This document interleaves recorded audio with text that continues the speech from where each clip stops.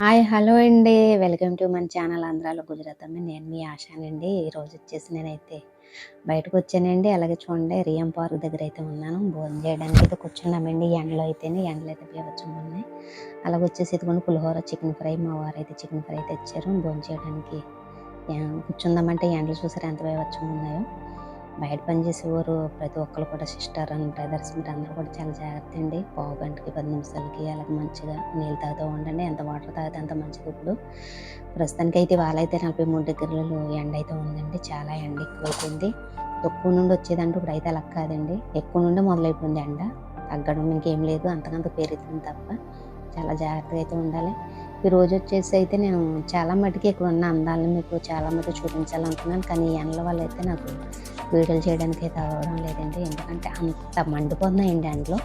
ఈ ఎండకు జడిసి అయితే నేను వీడియోలు చేయలేదు. మరొకసారి బయటకు వచ్చినప్పుడైతే మీకు కొన్ని